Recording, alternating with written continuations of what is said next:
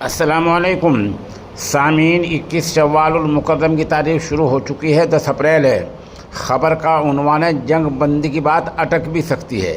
دراصل ایک طرف تو امریکہ کے نائب صدر JD وینس امریکہ سے اسلام آباد کے لیے بات چیت کے لیے روانہ ہو چکے ہیں، دوسری طرف ایران نے کہا ہے کہ بات چیت کی میز پر آنے سے پہلے 2 شرطیں لاگو ہونی چاہیے جو پہلے بات چیت میں طے ہو چکی ہیں، وہ لاگو نہیں ہو رہی ہیں۔ نمبر 1، لبنان پر حملے فوری طور پر بند ہونے چاہیے۔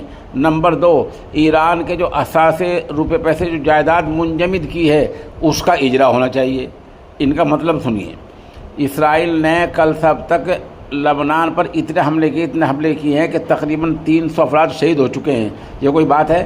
آپ جنگ بندی کی بات بھی کر رہے ہیں اور آپ حملے بھی کر رہے ہیں۔ تو ایران نے یہ شرط لگا دی ہے کہ گفتگو کی میز پر آنے سے پہلے لبنان پر حملے بند ہوں۔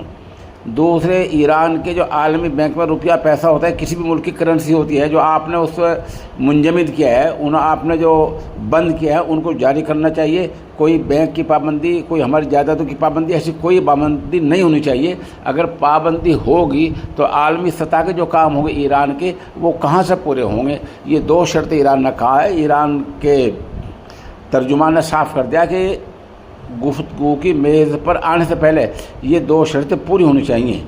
ابھی تک یہیں تک بات ہے، آپ ہمارے ساتھ بنے رہیں۔